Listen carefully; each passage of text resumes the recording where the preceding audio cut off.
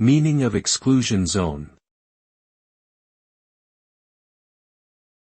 Exclusion zone. Exclusion zone.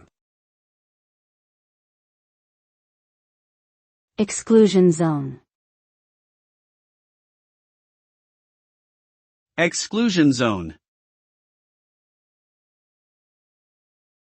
An exclusion zone is an area that is restricted or prohibited for access due to potential dangers or hazards.